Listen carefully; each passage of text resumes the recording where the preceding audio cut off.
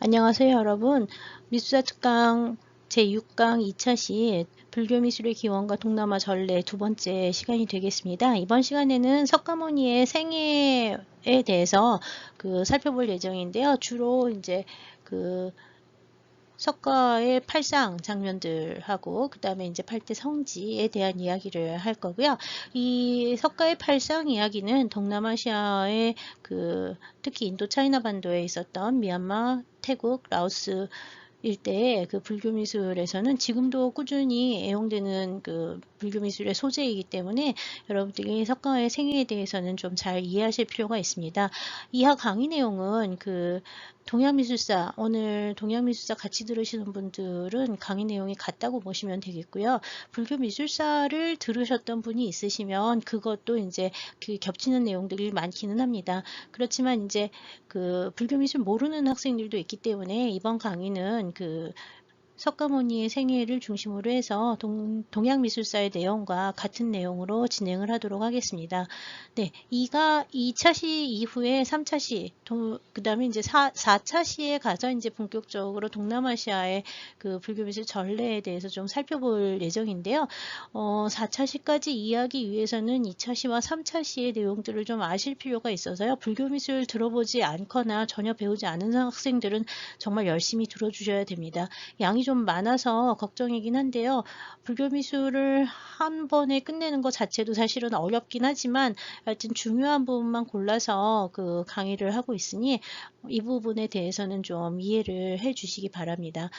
강의가 좀 많긴 하지만 열심히 잘 들어주세요. 감사합니다.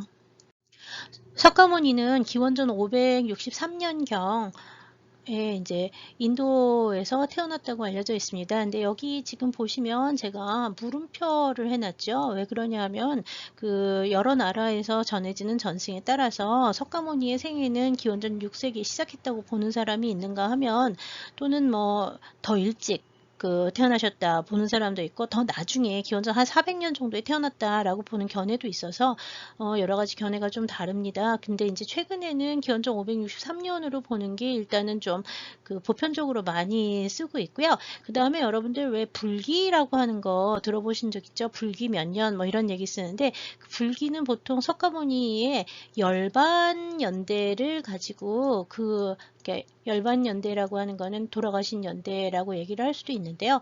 여하튼 이 열반 연대에서부터 이제 불기가 시작이 돼요. 현대의 불기가. 그래서 이제 이 불기 전승도 역시 동아시아 쪽에서 전해진 거랑 동남아 쪽에서 전해지는 게 약간 차이가 있긴 합니다. 그래서 불교계에서 얘기를 하는 거랑요, 학계에서 얘기하는 게 좀 다르니까 고점을 좀 유의해서 보시면 되겠습니다. 일단 태어난 연대는 잘 알 수 없지만 기원전 한 5세기에서 6세기 정도에 활동을 하셨고 80세에 여기 보시면 29세에 출가를 하셔서 35세에 정각을 하시고 80세에 열반에 드셨다고 얘기를 하는데요. 이게 열반이 여러 가지 성이 있기 때문에 나이를 이제 계산을 하면 몇 가지가 다르게 나온다는 얘기예요. 그래서 여기 이제 물음표를 이제 해놨고요. 석가모니라고 하는 말은 석가족의 몬이라는 말이 성자라는 거에 원래 샤카무니 붓다라고 해서 붓다라고 하는 게 불이라고 얘기를 했죠. 그러니까 석가모니 불이라고 쓰잖아요. 석가모니 불, 샤카족의 성자 부처님이라고 이제 번역이 되는데 이거는 산스크리트어라고 이제 생각하시면 돼요.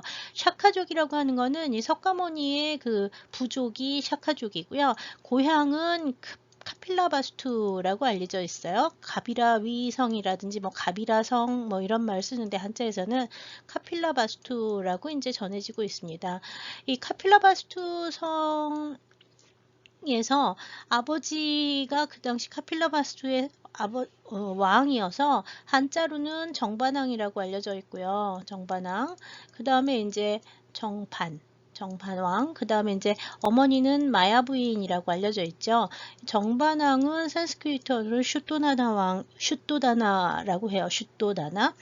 이 슈또다나 왕과 마야부인의 사이에서 큰 아들로 큰아들이자 유일한 아들이죠. 왜냐하면 마야 부인이 석가모니를 낳고 얼마 안 돼서 바로 돌아가시거든요. 그래서 유일한 왕자로 이제 태어났습니다. 두 사람 사이에서 원래 이름은 고타마 시타르타예요. 이게 시타르타라고 하는 이름이 많이 나오는데 하여튼 고타마 시타르타라고 하는 본인의 이름이 있었고요. 깨달음을 얻은 정각을 하고 난 이후부터 샤카족의 성자다 해서 샤카무니라고 이제 부르거나 혹은 붓다라고 부르는데요.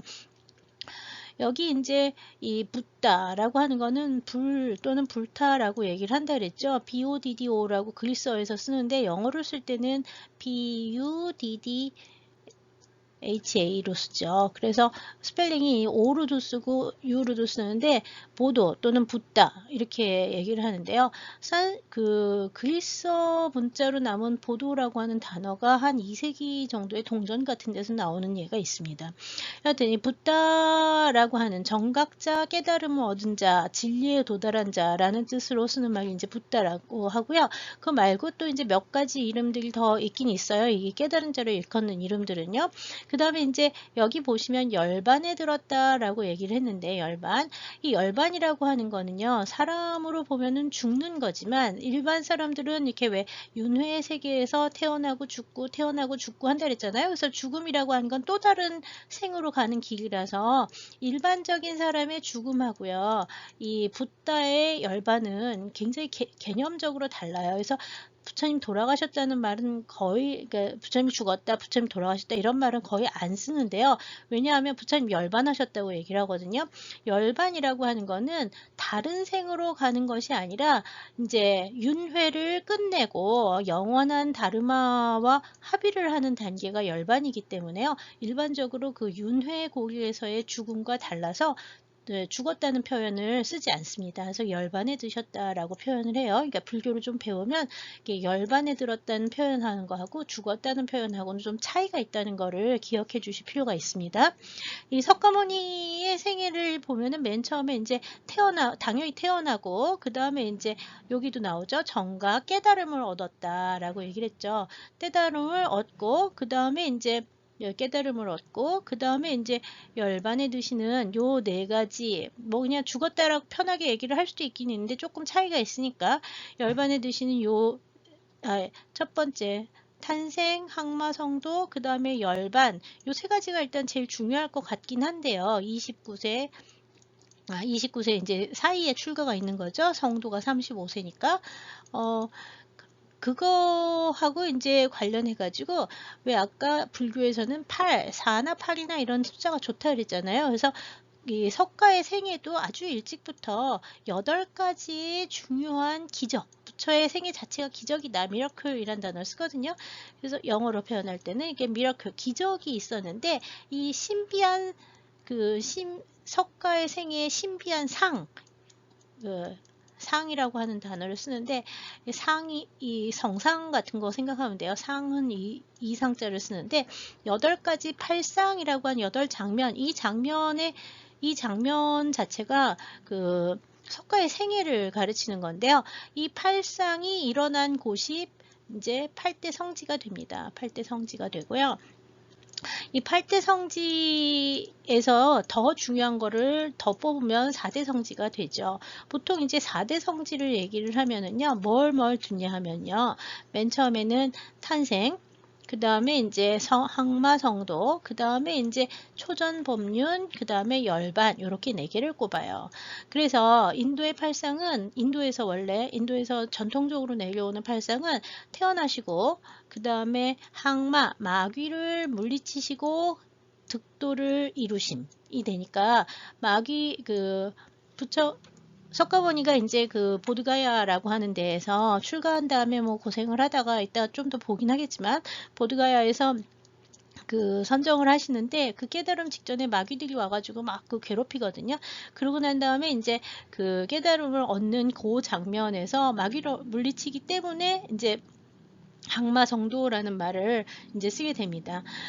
그러고 난 다음에 이제 여기서 그 사르나트로 가셔서 이 사르나트에서 처음으로 그 제자들을 만드세요. 그래서 처음으로 이제 자기가 같이 수행을 하다가 이제 헤어졌던 그 사람들한테 설법을 해가지고 그 이 사람들이 이제 붓다의 첫 번째 제자가 되는데 일어난 지역은 사르나트 노교원이라고 하는 데서 일어나고요. 그 다음에 이제 처음으로 법륜을 돌리셨다. 초전 법륜. 처음으로 법륜을 돌리셨다라는 뜻으로 처음으로 설법하셨다는 얘기예요. 그래서 이 탄생, 항마성도, 초전법륜, 그 다음에 이제 열반 한 이 네 군데가 4대 성지가 되는 거고요. 그 다음에 이제 인도에서는 그 외에 부처가 살아 계셨을 때 그 열반이 들기 전에 그 살아생전에 했던 기적들 네 가지를 뽑아가지고 기적 네 가지가 일어났던 네 곳과 네 그 장면이 내내 이제 붓다의 생애에서 가장 중요한 장면으로 뽑는데요. 그게 이제 뭐냐 하면은 첫 번째는 여기 보시는 종도리천 강화. 맨 처음에는 뭐 하냐면 도리천에 올라가셨다가 내려오시는 거. 이 도리천은 하늘나라인데요. 이 하늘나라에 누가 있었냐면 그 어머니 마야 부인이 돌아가셔서 이 도리천에 계셨다 그래요. 그래서 자기의 깨달음을 어머니한테도 알려드리기 위해서 하늘나라에 살아있는 사람의 몸으로 하늘나라에 올라가셔서 그 설법을 하시고 하늘나라 사람들한테 설법을 하시고 내려오는데 그때 하늘에서 세 개의 그 보배로운 계단이 내려왔었다 그러죠. 그래서 그 내려온 지역이 이제 상카시아라고 하는 지역이라서 이 종도리천 강화 지역이 이제 하나의 성지가 되고요. 그 다음에 사위성이라고 하는 데는 이제 슈라바스티라고 하는 데인데 인도에 슈라바스티에 가셔서 그 당시 이제 이 붓다를 따르지 않는 외도들이 되게 외도라는 말을 써요. 믿지 않는 그 외도가 되게 많은데 외도 대부분 다 힌두교 계통의 바라문이라고 보시면 되고요. 자이나교들도 섞여 있고 그래요. 여하튼 이 외도들이 이 사위성이 굉장히 많은데 이 외도들 앞에서 자기의 몸을 망고나무 가지만 망고나무에 핀 꽃가지 나무만큼 자기 몸을 나누어서 보이거든요. 그래서 크게 몸을 변해가지고 그 자기를 나타냈다 해서 대신변이라는 말을 쓰는데요. 뭐 생각하시면 되냐면요. 왜 손오공이요. 자기 털 뽑아가지고 후 불면 조그만 손오공이 막 새기잖아요. 그것처럼 부처님이 사위성에서 외도들 앞에서 자기의 몸을 몇십 개, 몇백 개로 만들었다고 하는 전설이 남아있는 게 있어요. 이게 이제 불교 경전에 그런 얘기가 나와요. 그래서 그 사위성에서 일어난 기적이다 해서 사위성 대신변이라고 부르는데 이 상카시아, 그 다음에 사위성, 그 다음에 이제 세 번째가 원후복밀이라고 해서 이건 바이샬리라는 데서 일어나는데요. 바이샬리. 이 바이샬리에서 바이샬리 근처에 이제 숲에서 부처님 계실 때 원숭이의 왕이 꿀을 가져와서 바쳤다라는 이야기가 전해져요. 그래서 이제 바이샬리에서 원숭이의 왕이 꿀을 바치는 이야기가 전해져서 바이샬리가 이제 그 살아생전에 그 기적을 일으키신 또 중요한 지역으로 남아 있는데요.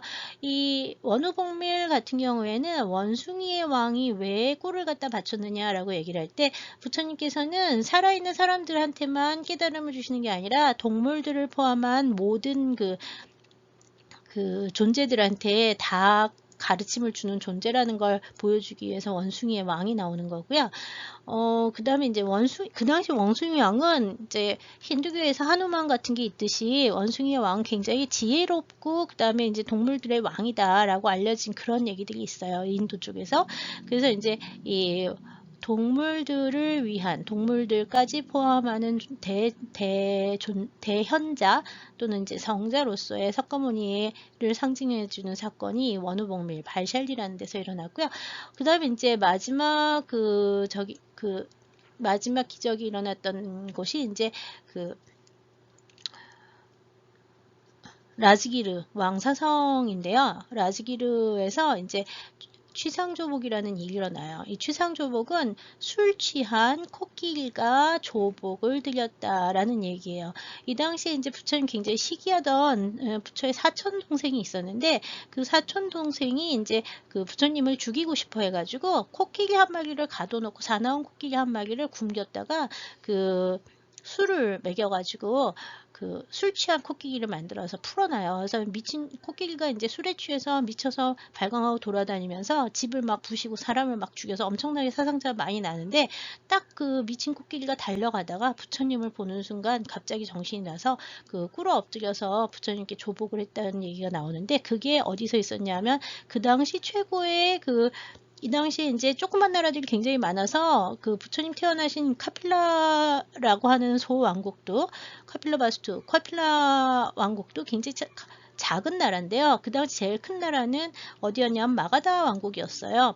그래서 이 마가다 왕국의 그 수도가 그 당시에 이제 라즈기르라고 하는, 또는 불전에서 이제 한자어로는 왕사성이라고 쓰는데, 마가다국의 그 수도였던 이 큰 대도시에서 이런 일이 일어나서요. 이 라즈기르가 이제 그 네 번째 기적이 일어났던 곳이에요. 그래서 그 4대 성지와 그 다음에 기적이 일어났던 네 곳 합쳐서 이 지역들이 8대 성지라고 알려진 거고요. 인도에서는 그러니까 부처의 깨달음과 그 다음에 가르침 이후의 열반까지 부처의 생애 중에 중요한 곳 네 곳을 갖다가 성지라고 봤는데요. 여기서 초전법륜은 그럼 왜 중요하느냐? 초전법륜은 처음으로 부처님께서 제자를 받아들이면서 승가 공동체가 그 형성이 되는 거예요. 붓다를 따르는 승가 공동체가 처음으로 그 이루어진 일이라서요. 불교에서는 교단의 확립이 바로 이 초전법륜에 있었다고 보고 있거든요. 그래서 이 초전법륜이 굉장히 중요한 의미를 갖습니다. 불교에서는. 그래서 인도의 팔상지는 붓다의 생애와 관련된 8가지를 갖다가 중요하게 여기는데요. 한국, 중국, 일본에서는요. 팔상을 따지는 게 조금 달라요. 우리나라 같은 경우에 이제 뭐 한국 미사 같은 거 배워봤으면 팔상도 이런 거 배웠죠. 거기서도 이제 보면은 한중일의 팔상의 경우에는 비람강생 탄생이죠. 그 다음에 이제 그 수화항마, 항마성도와 같은 거고요. 그 다음에 노건전법, 쌍림열반 해가지고 보면 살아있을 때 기적이 하나도 없어요. 그 대신 뭐가 있냐 하면 항마를 하기 전에 깨달음을 수화항마가 정각이잖아요. 깨달음을 얻기 전에 이 사람이 어떤 일을 했는가에 대한 얘기가 더 많아요.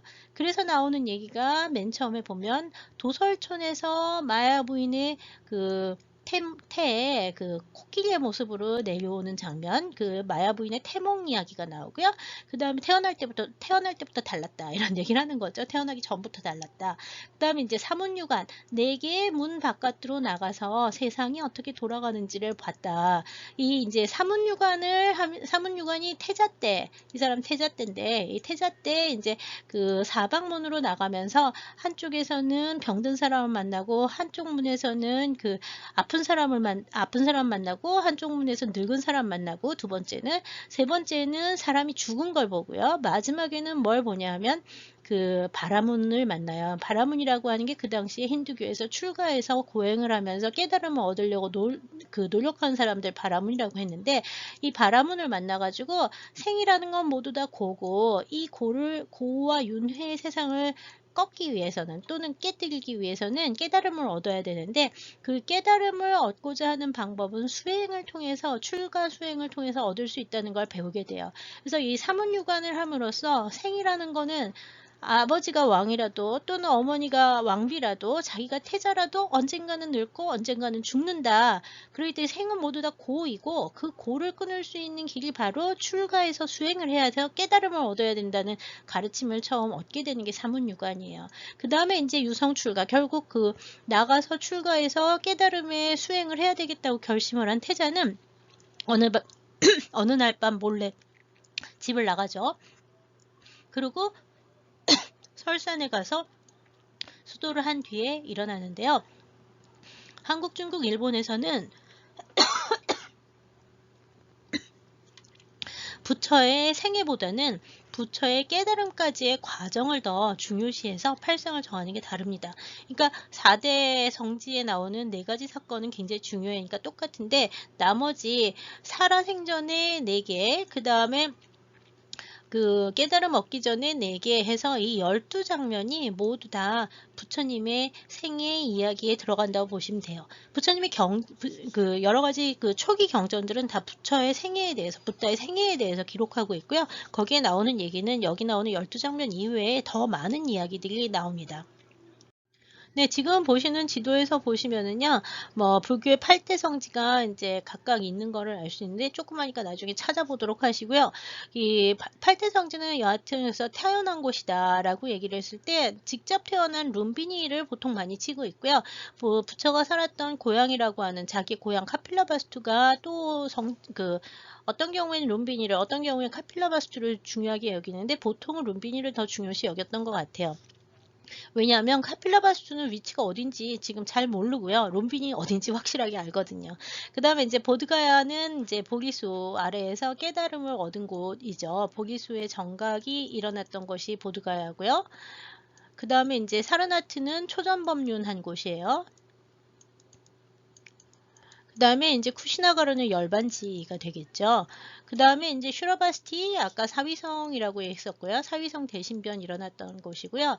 라즈기르 왕사성입니다. 코끼리가 술 취한 코끼리의 조복이 있었던 데가 왕사성. 그 다음에 이제 바이샬리 원우복밀지. 그 다음에 이제 상카시아, 여기는 종독일청 강화가 있었던 곳이라서요. 지도에서 이제 각각 표시가 되어 있으니까 이따 또 지도가 하나 나올 거예요. 거기 이제 보시면 되겠습니다. 그래서 이 8대 성지와 팔상이 이제 같은 곳이고요. 이 부처의 열반 이후에 한동안 불상이나 뭐 불교적 조형물 같은 건 거의 만들어지지 않고요. 대부분의 경우에는 팔상에 대한 선정과 그다음에 8대 성지의 순례 같은 것이 굉장히 중요했다고 치는데요. 인도에서는 적어도 이제 굽타 시대 정도 되면 4, 5세기 되는데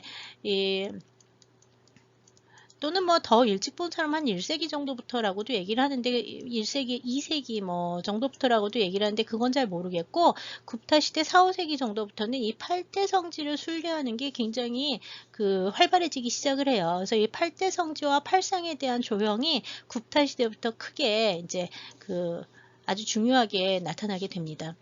오늘 이제 보시게 되는 거는 이제 석가의 탄생부터 시작을 해서 순서대로 붓다의 생애와 그 다음에 이제 열반 이후의 사건들을 살펴볼 예정입니다.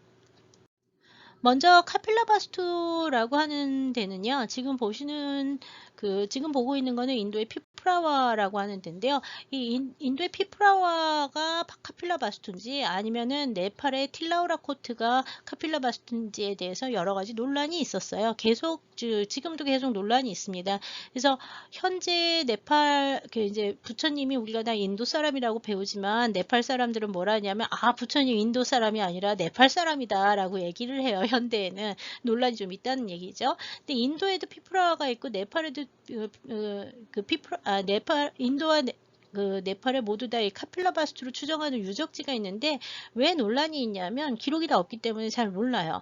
다만 최근에는 이 피프라와의 경우에는 1898년에 영국 학자 페페라고 하는 사람이 이제 스투파를 발굴을 했는데 발굴해서 보니까 그 안에서 지금 오른쪽에서 보는 것 같은 사리장엄구가 나왔어요. 사리장엄구가 나왔고 이 사리장엄구에 보면은 이렇게 명문이 쓰여져 있어가지고 이 명문에 보면은 이게 석가모니 부처님의 이제 살기다라고 하는 명문이 쓰여져 있어서 아마 이것이 이제 나중에 보시는 근본팔탑 중에 하나라고 생각을 하고 있고요. 여기가 이제 석가의 고향일 거라 이 살기의 출토로 인해서 석가의 고향이 인도의 피프라일 가능성이 높다고 얘기를 하는데요. 여하튼 초기 유적들은 대부분 지금 보는 것처럼 벽돌을 쌓아서 만든 거대한 스투파들이 있습니다. 초기 스투파들은 이렇게 크지는 않은데요. 자꾸 원래 있던 스투파를 갖다가 자꾸 이렇게 중축을 해가지고 나중에 이제 시대가 되면은 엄청나게 큰 유적들로 이제 변화하게 되죠. 그래서 이 벽돌로 만들어진 스투파 유적들이 가장 처음에 나오는 거라고 보시면 되겠습니다. 이 카필라바스투에서 이제 일어났던 일은 마야 부인의 태몽이 있는데요. 지금 보시고 있는 거는 나중에 이제 아마 3차시에서 보게 될 것 같은데 인도의 가장 오래된 탑 중에 하나인 바루트 스투파라고 하는 스투파의 조각입니다. 여기 나오는 이 조각이 보면은 가운데 이제 누워있는 여성이 있는데 이 여성이 이제 누워있는 마야 부인이고요. 그다음에 이제 여기 위에 코끼리가 내려오고 있는데요. 이게 이제 도솔툰에서 하얀 코끼리의 모습으로 내려오는 석가모니의 를 표현한 거고요. 전체적인 요 장면은 그 마야 부인의 태몽 장면을 표현한 거라고 보시면 돼요. 그러니까 아까 한중일의 팔상 중에서 도솔레이 장면을 표현한 것이기도 하죠. 석가를 임신한 마야 부인은 그 당시 전통이 자기의 고향으로 돌아가서, 그러니까 친정으로 돌아가서 그 아기를 낳았다 그래요. 그래서 아마 네팔 쪽의 공주였는지 네팔 쪽으로 가던 도중에 이제 그 룸비니라고 부르는 곳에서 아기를 낳았다고 알려져 있습니다. 이 룸비니도 역시 뭐 몇 군데 룸비니라고 전해지는 데가 있는데요. 현재는 네팔에 있는 룸비가 아마 그 원래 석가의 탄생지였을 거라고 보고 있어요. 왜냐하면 여기 지금 보시는 것처럼 뭐 기록에 보이는 것처럼 나무와, 물론 이 나무는 나중에 만든 나무긴 하지만 나중에 또 세운 거지만 이렇게 그 여러 가지 유적들이 이제 발굴이 됐는데, 유적들이 제법 오래된 유적이 있어서 기원전 3세기 아쇼카 때의 유적들도 나오고 있습니다. 아쇼카 석주도 있고요. 그래서 지금 이제 이 석가의 탄생지는 네팔에 있는 룸비니가 진짜 룸비니라고 생각을 해서요. 요즘 8대 성지 순례 불교에서 이제 가게 되면 이 네팔에 룸비니를 갔다 오게 됩니다. 이 룸비니 유적에서는 발굴해가지고 지금 조금 아주 상태가 나빠지긴 했지만 여기 조각이 다 없어졌잖아요. 여기 보시면 팔을 이렇게 위로 쳐들어서 나뭇가지를 잡고 아기가 옆구리로 태어나는 모습이 이제 표현이 되어 있는데요. 이거는 아마 마투라 시대 정도의 조각일 거라고 생각을 하는데, 쿠샨 시대 조각일 거라고 생각을 하는데요. 이 쿠샨 시대 조각, 이 시대가 지나가면서 이게 오랫동안 땅속에 묻혀 있고, 그 다음에 이제 아마 이슬람들에 의해서 훼손을 했는지 얼굴이나 이런 그 부분들이 모두 다 사라져서 형태만 알아볼 수 있습니다. 이건 룸비니에서 발굴한 그 유목이라고 보시면 되고요. 오른쪽에 있는 것은 같은 장면인데요. 요거는 마투라 박물관에 있는 부조 중에 하나입니다. 마투라라는 지역에, 인도 마투라 같은 데에서 만든 거라고 생각이 되는데, 여기 보시면 역시 나무를 잡고 서 있는 여자가 있는데, 이 여자가 이제 마야 부인이시고요. 그다음에 역시 옆구리로 아기가 나오고 있는데요. 이 부처님 경전에 보면은 부처님은 태어날 때 일반인들하고 달라서 그 옆구리로 내어놨다고 알려져 있어요. 네, 지금 보고 있는 것도 역시 룸피니에서 아기 붓다의 탄생 장면을 이제 보고 있는데요. 이게 이제 하나의 도상인 거죠. 이렇게 나오는 거. 여기 나뭇가지를 지켜잡고 서 있는 여성이 있고요. 그 다음에 옆구리로 아기가 나오고 아기를 받는 사람이 이렇게 있어요. 옆에 보면은 그 아마 마야 부인의 여동생이 계속 나중에 그 이모라고 부르는 마야 부인의 여동생이 이제 그 잡고 있는데요. 이 마야 부인의 여동생은 석가모니의 이모가 되죠. 석가모니의 이모는 이제 마야 부인이 돌아가시고 난 다음에 그 계모가 돼서 이 어머니를, 아니, 그러니까 이 아들을 키워줍니다. 그래서 이 마야 부인과 이제 옆구리에서 태어나는 이 아기, 요 장면은 그 나무를 잡고 있는 요 장면, 이거는 아주 전형적인 그 붓다의 탄생 장면 도상이라고 보시면 될 것 같아요. 지금 요 조각은 아까 보셨던 건 마투라 지역에서 만들어진 거고, 이건 비슷한 시기 한 2세기 정도의 1세기, 2세기 정도의 2세기 보시는 게 나을 것 같아요. 2, 3세기 정도의 간다라 지역에서 만들어졌는데요. 이 간다라와 마투라라고 하는 얘기는 두 지역은 계속 많이 나올 텐데요. 간다라는 인도의 서북 지역, 현재 파키스탄 일대가 되고요. 마투라는 중인도 지역이 됩니다. 인도의 중부 지역, 중인도 지역이 돼서요. 거리도 상당히 다르고 만들어진 조각도 양식이 상당히 다릅니다. 그래서 같은 도상을 지금 간다라 지역과 마투라 지역에서 비슷한 시기에 다르게 표현한 양식적 차이를 여러분들이 보셨습니다. 네, 간다라 지역과 마투라 지역에서는 모두 다 시타르타 태자 때의 모습을 표현한 보살상들이, 시타르타, 아직 출가하기 전에 태자의 모습으로 태자보살이라는 말을 쓰기도 하는데, 이 태자보살의 모습을 이렇게 보살 형태로 표현한 예들이 좀 남아 있습니다. 여기 보시는 것은 이제 여기도 이제 석가 출가 이전의 석가 모습이 표현되어 있고요. 여기는 지금 출가 이전의 석가와 그다음에 이제 결혼 장면, 그 야쇼다라라고 하는 공주랑 나중에 결혼을 하는데요. 이 야쇼다라랑 결혼하는 장면이라든지 뭐 야쇼다라와 뭐 사이에서 이제 아기를 하나 낳아서 라훌라라는 이름을 짓죠. 이 라훌라라고 하는 건 자기 출가해서 깨달음을 얻으러 가야 되는데 자기를 잡아놓는 또 하나의 업이 생겼다고 해서 이렇게 한탄하면서 지은 이름이라고 알려져 있어요. 그래서 태자로 살다가 이제 야쇼다라랑 결혼을 하고 라울라라는 아기를 낳고요. 그러고 난 다음에 이제 어느 날 밤에 출가를 하게 됩니다. 이 석가는 어렸을 때 어머니가 돌아가셔서 마야 부인 돌아가셔서 마야 부인의 동생인 이모가 이제 키워주게 됩니다. 그래서 이제 이렇게 석가의 생애에서 나오는 여자는 마야 부인하고 이모하고 그 다음에 부인인 야쇼다라 이런 사람들이 나오고요. 아들 라울라는 나중에 야쇼다라와 라울라는 부처의 깨달음 이후에 다 출가를 해서 전부 다 승가에 들어와서 승려가 됩니다. 간다라 쪽에서는 이 사문유관 장면이 별로 없는데요. 한국이나 동아시아 쪽에서는 사문유관 굉장히 중요하게 다루는 편이에요. 여하튼 이 사문유관이라고 하는 장면은 잘 안 나오지만 그 다음에 이제 밤중에 나가서 출가를 하는 장면, 유성 출가라고 하는 장면은 이게 불전부조라고 이걸 이제 불전부조라고 얘기를 하는데 부처님의 생애를 그린 부조다 해서 불전부조라는 단어를 쓰는데요.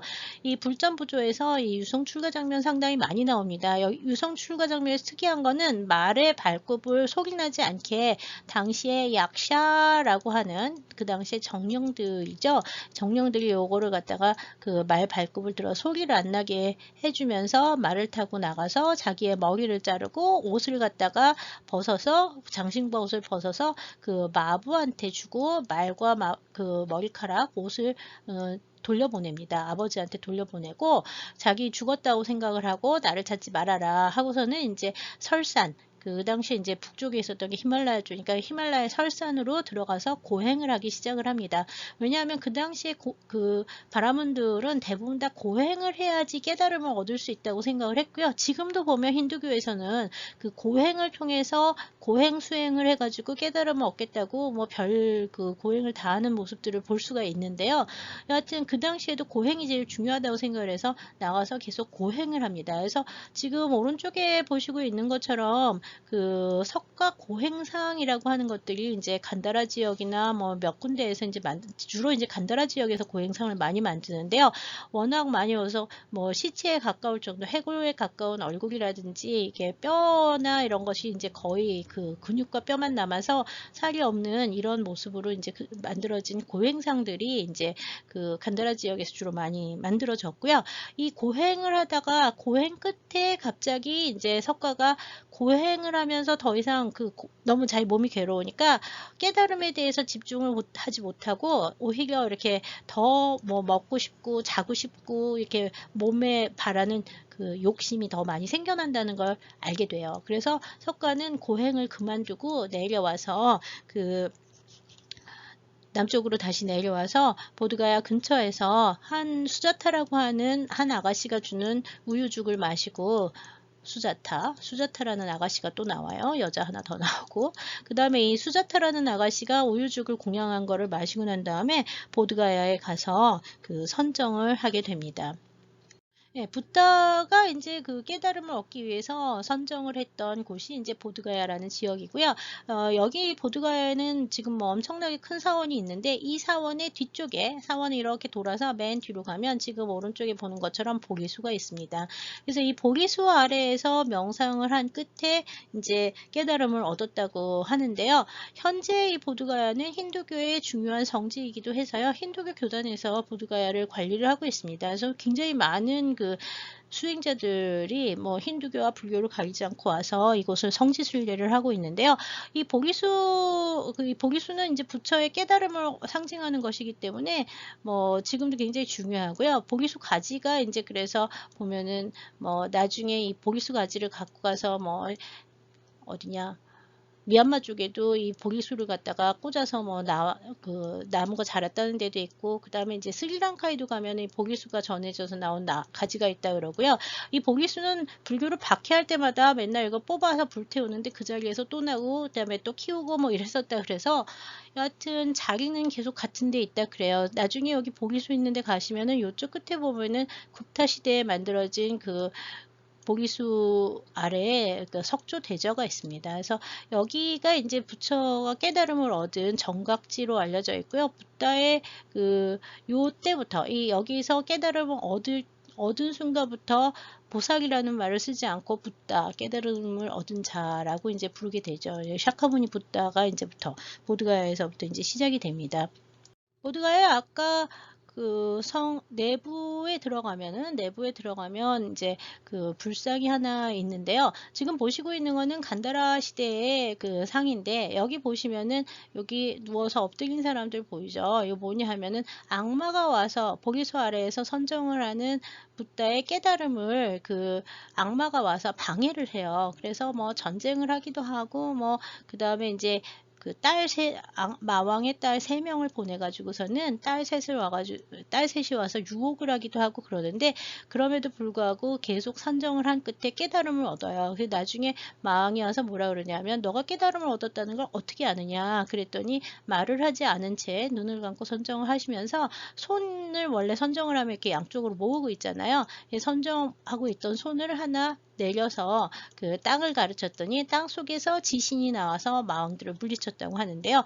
이 장면, 선정하고 있는 손, 양쪽에 손을 이렇게 모으고 선정을 하다가 이 손을 하나 이렇게 밑으로 내려서 그 아래를 가르치는 요것이 이제 뭐냐면 촉지, 땅을 가르친다라고 얘기를 하는데, 요 수인이 나오는 것이 이제 보통 보리수어와 그 다음에 이 촉진에서 나온 장면이 언제나 그 부처의 깨달음, 그 보리수 아래에서의 깨달음을 정각을 이제 상징하는 도상이라고 보시면 되고요.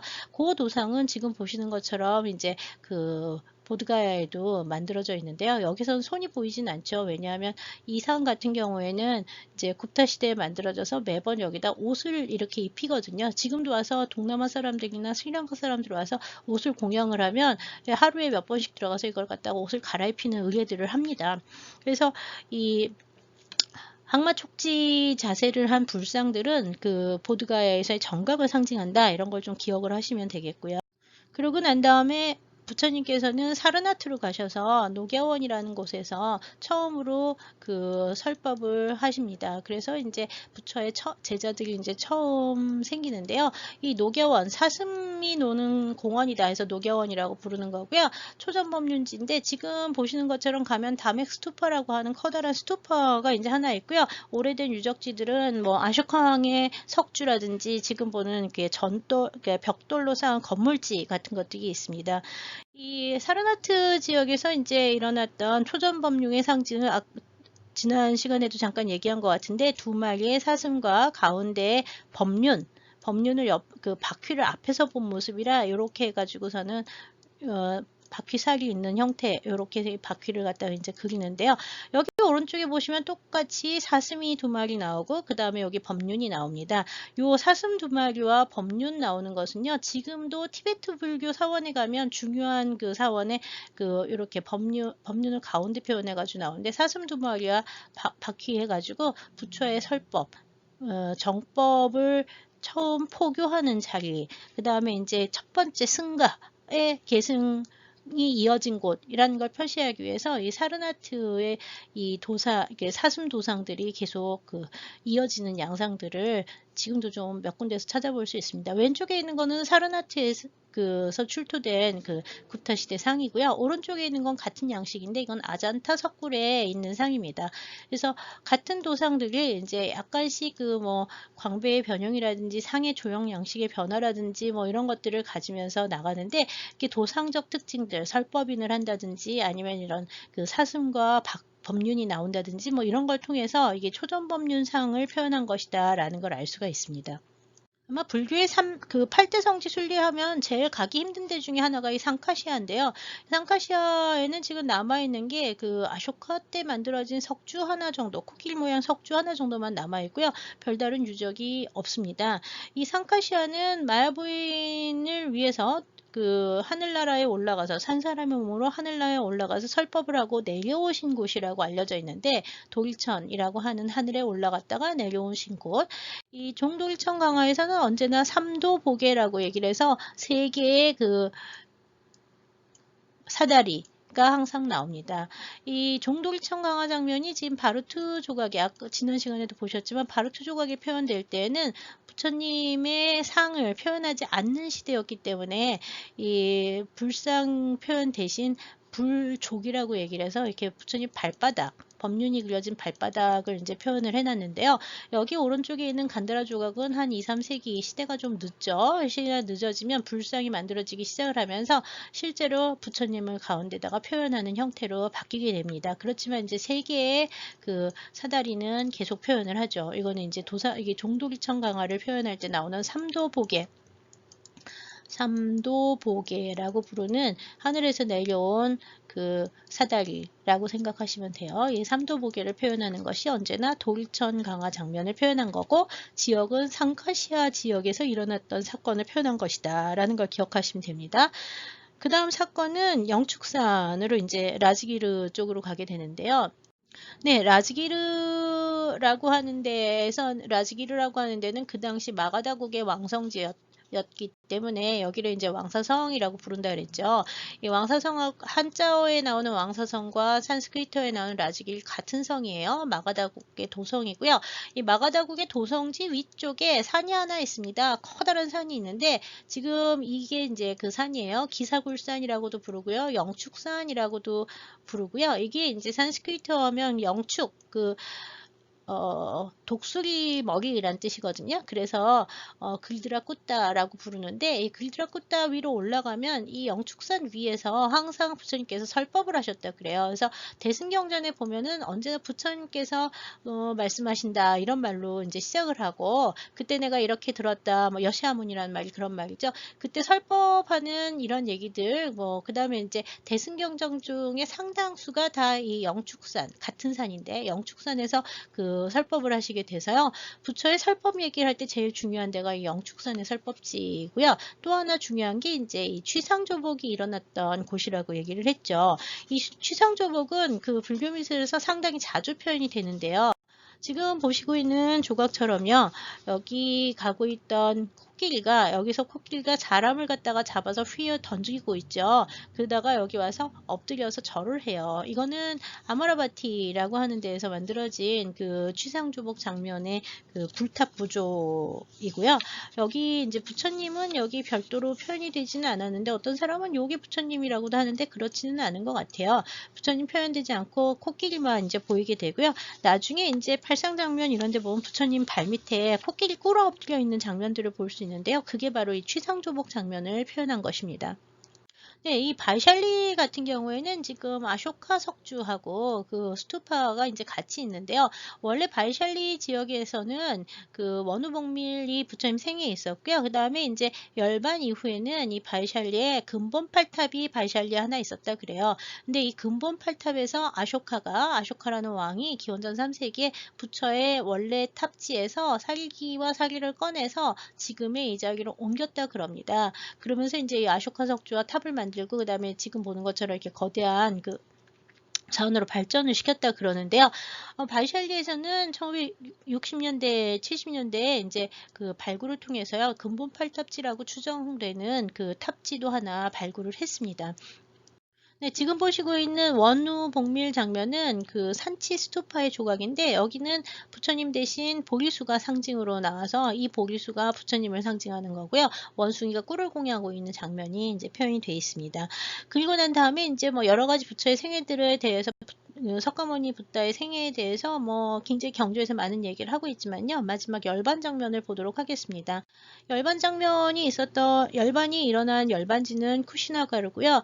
부처님의 마지막 여행 도중에, 고향으로 돌아가는 마지막 여행 도중에 쿠시나가르라는 곳에서 대장장이 춘다라는 사람이 그 죽을 또 역시 공양을 했는데 이 춘다의 죽 공양을 받아서 드시고 난 다음에 배탈이 나서 그 설사병을 앓다가 이 쿠시나가라에서 돌아가셨다 그래요. 지금 보시고 있는 거는 쿠시나가라에 있는 열반당 모습을 보시고 있고요. 이 열반당 안에 들어가면 안에는 지금 보시는 것처럼 누워서 잠자는 것처럼 돌아가신 그 열반에 드신 그 붓다의 열반 장면이 표현이 되어 있습니다. 이게 와상이라고 해서 항상 이렇게 누워있는 모습으로 표현이 되죠. 열반 장면은.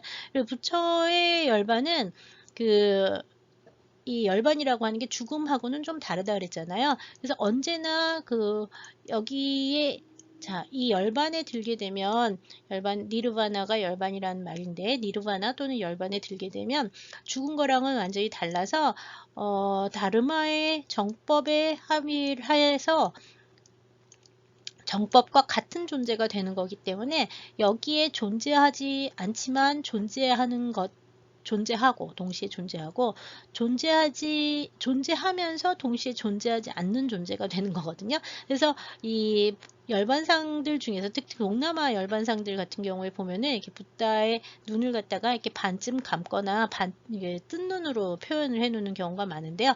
왜냐하면 붓다의 열반이라고 하는 거는 그 일반인들의 열반은 죽음하고 같은 게 아니기 때문에 그렇다는 거죠. 이거는 이제 윤회의 고리를 끊어내는 마지막 장면이라 보시면 됩니다. 깨달음에는 보드가야에서 깨달음에 이르셨지만 육신을 입고 있었기 때문에 마지막 육신을 버린 장소가 되는 것이기도 하죠.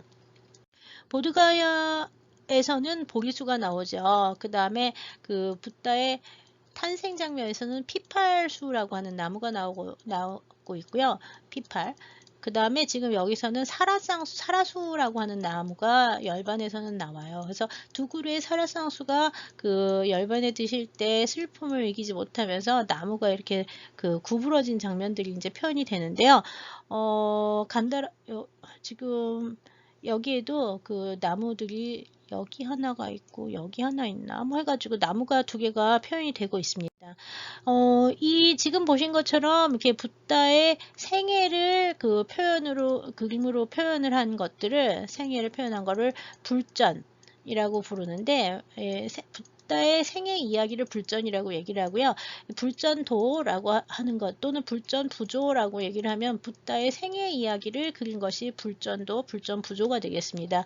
이 불전부조는 언제나 이렇게 연속도해법이라고 해서 장면을 계속 이어가지고 그림을 그리는 게 특징이고요. 지금 사르나트에서 굽타 시대 때 만들어진 이 불상을 보면 요거는 이제 5세기 때 불상인데 처음으로 이제 이 팔상 장면을 하나의 장면에 표현을 하고 있는데요. 맨 처음에 여기서 시작을 해요. 붓다의 탄생 장면에서부터 시작을 해서요. 항마성도, 그 다음에 원우복밀, 취상조복, 코끼리 보이시죠? 취상조복. 그 다음에 이 원우복밀에서는 언제나 이 꿀이 원숭이 여기 있고요. 여기 이제 단지 든 거로 나옵니다. 그 다음에 취상조복의 경우에는 코끼리, 원우복밀의 경우에는 꿀단지, 그 다음에 도리천 강화에서는 이 범천과 재석천이 모시고 갔기 때문에 보계를 든 시종이 하나 나오면 이 범천이 모시고 가거든요. 그래서 요 장면이 이제 도리천 강화가 되겠고요. 그 다음에 여기 사위성 신변은 이렇게 여러 개의 몸을 나누시잖아요. 그래서 하나의 뿌리에서 나온 연꽃 가지에서 조그만 부처님들이 또 나오면 이게 사위성 신변을 표현한 거고요. 그 다음에 이제 초전법륜이 오히려 이렇게 눈에 띄게 위로 가 있는데 이거 왜 그러냐면 이렇게 아래 위에 정각과 탄생, 사상을 표현하고 나머지 사상을 가운데다 표치했기 때문에 그래요. 여기 초전법륜 장면이 이제 표현이 되어 있습니다. 역시 뭐가 나오냐면 두 마리의 사슴과 바퀴가 나오고 그 다음에 설법인이 나오죠. 마지막 장면이 뭐냐면 누워서 열반에 드신 장면. 그래서 8장면이 다 표현이 되어 있는데 이런 것들 팔상상 또는 팔상도라고 하는 말을 쓰게 됩니다. 인도의 팔상은 동아시아의 팔상하고 좀 다르고요. 지금 보시고 있는 5세기경의 사르나트 부조가 현재 알려진 팔상 부조 중에는 가장 오래된 것 중에 하나입니다. 5세기의 사르나트 지역에서는 이런 식으로 칸을 나누어 가지고 불상을 표현하는 데 비해서 이 9세기에서 10세기 정도 팔라 시대 때 동인도의 이제 팔라 시대 때 날란다 근처에 자가디시푸르라고 하는 데 가면은 지금 보시는 것처럼 가운데에다가 항마 촉지인의 좌상을 놔두고요.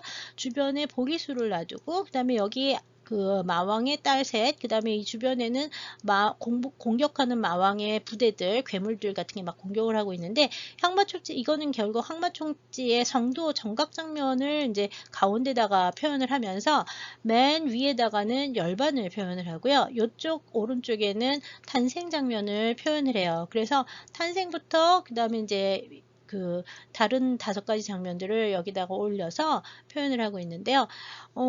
여기도 이제 하나하나 받쳐보면 이 여기 하나, 자, 열반, 탄생, 열반, 정각, 그 다음에 이제 하나, 둘, 셋, 넷, 5 해가지고 모두 8장면이 이제 표현되어 있는데, 하나의 광배에다가 나머지 7개를 배치를 해서 정각 장면을 중심으로 팔상을 표현하는 것들이 이제 9세기에서 10세기 정도에 많이 인도에서 만들어지고요. 나중에 이런 것들은 동남아 지역의 미얀마 같은 데에서도 만들어지는 것이 확인이 되고 있습니다.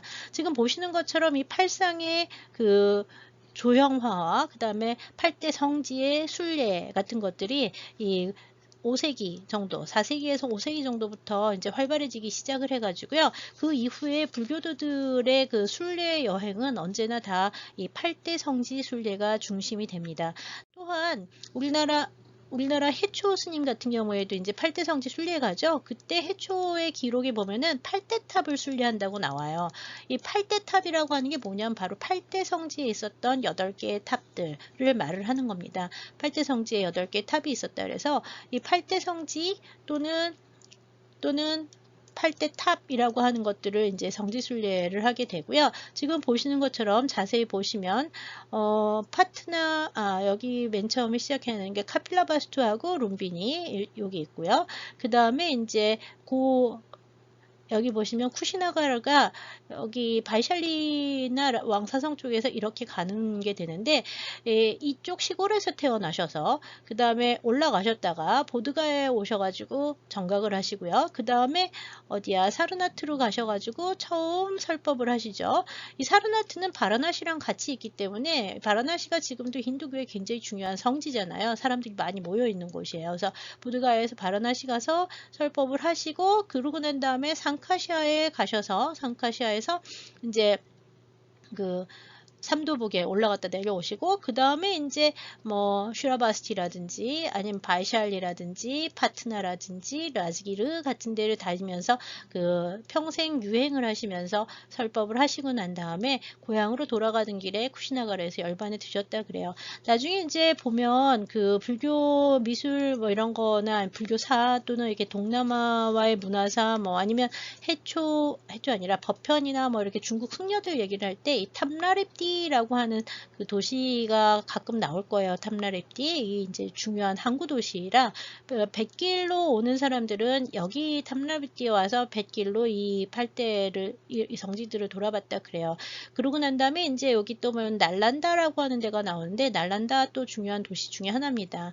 그래서 보드가야, 날란다, 그 다음에 이제 여기 쿠시나가르, 룸비니는 네팔에 있고요. 그래서 이런 지역들을 좀 기억하시면 되겠습니다. 그 다음에 여기 보면 이 상카시아에서 마투라가 그렇게 멀지 않죠. 근데 차 타고 가면 하루 종일 가도 못 갑니다.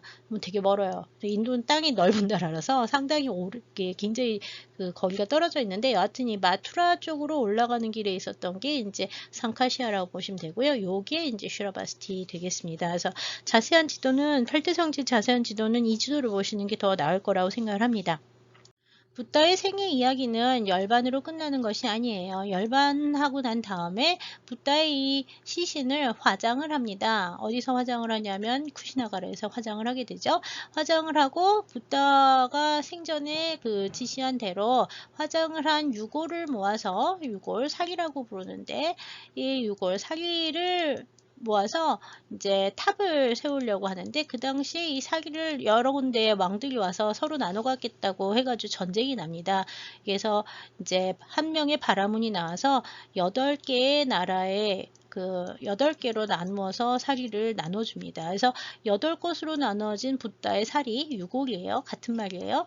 이 유골은 이제 8지역에서 탑을 세우게 돼서요. 이 탑을 중심으로 해서, 탑이라고 하는 게 사실은 붓다의 열반 이후에 나타난 최초의 불교 조형물일 수 있는데요. 이 처음에 세워진 8개의 탑을 이제 근본팔탑이라고 부르는데, 이 근본팔탑은 정확하게 어디에 있었는지도 잘 몰라요. 경전마다 이야기가 다 다르고, 그래서 지금 알려진 곳은 몇 군데 있지는 않아요. 여하튼 이 근본팔탑을 세워서, 이 근본팔탑은 언제까지 유지가 되냐면 기원전 3세기 아쇼카 왕이 등장을 할 때까지 근본팔탑이 그대로 유지가 되고요. 불교 교단은 부처님의 가르침대로 유행을 하면서 떠돌아다니면서 걸식을 해요. 유행과 걸식을 하면서 자기 수행을 하죠. 그래서 이 공동체, 불교 교단 공동체들은 걸식과 유행과 수행이라고 하는 공동체, 출가 공동체가 이제 유지가 되는데, 출가 공동체들은 뭐 어디서나 다 있다고 하지만 기본적으로는 왕서성이나 뭐 발샬리나 이렇게 중요한 사원들이 있었던 곳들에서 이제 이루어지는 경우가 많고요. 이 공동체들이 자꾸자꾸 커지면서 계속 여러 가지 부다의 가르침에 대한 이야기들이 전승이 변형이 되기도 하고 논란이 생기기도 하게 됩니다. 네, 조금 전에 보신 그 부조도, 그리고 지금 보시는 부조도 다 간다라의 불전 부조 중에 하나인데요. 이 간다라의 불전 부조들은 대부분 다 탑의 기단부에 장식을 했었던 부조라고 알려져 있고요. 지금 보시고 있는 장면은 부다의 화장 장면, 불꽃 보이죠? 그래서 화장터 장면이 보이고 있고요. 네, 화장하고 난 다음에 요거는 또 다른 간다라의 조각인데, 여기 보면 하나, 둘, 셋, 넷, 다섯, 여섯, 7, 8개로 나누어 놓은 부다의 사리. 이거는 이제 8분사리 장면, 8개로 사리를 나누는 8분사리 장면을 표현을 한 거고요. 이 부다의 열반 장면 이후에 탑을 세우는 과정까지에 대한 기록은 열반경이라고 하는 경전에 이제 쓰여져 있습니다. 그래서 이제 나누어진 사기를 갖고 이제 탑을 만들었다 그러는데요. 이 탑이라고 하는 거, 스투파나 또는 팔리어의 투파라고 하는 말이 이제 타파로 바뀌게 되면서 타파, 솔도파, 타파 한자어로 바꿀 때 음차 해가지고 이렇게 쓰거든요. 이게 줄어서 탑이라고 우리가 지금 부르는 겁니다. 지금 피프라와에 있는 이 탑, 하고요. 그 다음에 이제 이 근본팔탑이 아까 8개 처음 만들었다 그러는데, 다비를 해서 나온 유해 또는 유골, 이것이 이제 사기라고 부르는 거고요. 유골이라고 번역을 해도 되는데 한자어로는 꼭 사기라고 쓰는 이유가요. 동아시아에서는 이 유골이라고 하는 게 별로 좋은 단어가 아니라서 죽은 사람이 시체로 생각을 하기 때문에 이 성스러운 성스러운 유물이다 해서 살이라는 단어를 이제 더 많이 쓰는 편이라고 보시면 돼요. 그다음에 이제 화장을 하고서 사기를 얻어서 탑을 세웠다. 이게 이제 부다의 열반 이후에 장송우리의 장면인데요. 그러고서 이제 8개의 탑을 세웠다고 하는데, 현재 근본 8탑 중에서는 피프라와 카필라바스투에 있는 피프라와 탑하고, 그 다음에 이제 이 고향이라고 알려진 곳이죠. 그 다음에 이제 발샬리에서 이제 근본팔탑지가 지금 오른쪽에 보고 있는 게 근본팔탑지인데요. 아까 발샬리 유적의 아쇼카 왕 석주가 있는 곳은 이 근본팔탑지에서 아쇼카가 사기를 꺼내서 옮겼다고 하는 아쇼카 이후의 유적이고요. 지금 보고 있는 거는 그 인근에 있었던 원래 근본팔탑지라고 추정이 되는데, 이 두 유적에서는 전부 다 지금 보시는 것처럼 기원전 5세기에서 4세기로 추정이 되는 석재사리 용기들이 발굴이 됐습니다. 그래서 이 피프라와 같은 경우에는 명문을 가지고 있고요. 발샬리 같은 경우에는 명문은 없는데 함께 나온 토기편들이나 뭐 이런 유물들이 기원전 5세기에서 4세기로 추정이 돼서요. 근본팔탑 유적은 현재 2개가 알려져 있습니다.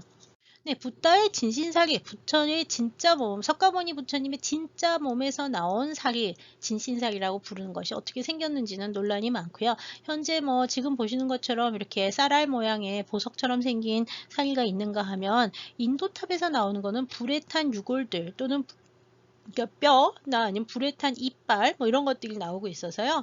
인도 쪽에서 생각하는 건 진짜로 불에 탄 유골인 개념이 많은데 비해서, 이게 한 기원 전후 시기 정도부터는 부다의 사리가 부다의 영험함을 남겨놓은 마지막 유물이다라고 생각을 하면서 이렇게 보석 또는 이렇게 알갱이 모양으로 생긴 사리들을 진짜 사리라고 생각하는 경우가 많았습니다. 근본 팔탑에 들어있었던 이 부다의 진신사리들은 근본 팔탑은 일단 진신사리가 들은 곳이죠. 그런데 이것들은 기원전 3세기까지 계속 유지가 되고 그 이후에 별다른 조용은 아마 없었던 것 같습니다. 그런데 이 기원전 3세기에 인도의 아쇼카 왕이라는 사람이 등장을 하면서 이 근본 8탑 8개 중에서 7개를 열어서 그 안에 있는 사리를 꺼냈다는 이야기가 전해지고 있습니다. 예, 산스크리트어로는 아쇼카라고 얘기를 하지만 한자로는 아유광이라고 써요. 이 아유광이라고 같은 사람이에요. 이 사람은 역사적으로 마우리아 왕조의 세 번째 왕이었다고 알려져 있고요. 기원전 272년에부터 기원전 232년까지 재위를 했었던 왕이라 그래요. 그 당시 수도는 파탈리푸트라였고요. 불교 경전이나 여러 기록에서는 아쇼카 왕이 한날 한시에 붓다의 근본 8탑에서 얻어진 사리를 꺼내서 84,000개의 탑을 지었다라는 얘기가 나오는데요. 이 아유광의 84,000탑 이야기는 동아시아에서는 이게 완전히 그 허무맹랑한 소설처럼 들리는 얘기라고 그러지만 실제로 인도에 가보면 아쇼카 왕이 남긴 아쇼카 석주와 그 다음에 아쇼카가 그 칙령을 내려서 자기가 통치하는 모든 나라에서 불법을 믿으라고 하는 내용을 찌은 석칙이 현재도 남아 있는데요. 석칙이 아쇼카가 그 당시에 그 마우리아 왕조의 영역은 인도 전체를 처음으로 통일을 했었던 시기이기도 하고요. 처음으로 전쟁을 통해서 통일을 한 첫 번째 제왕이 되는 거고요.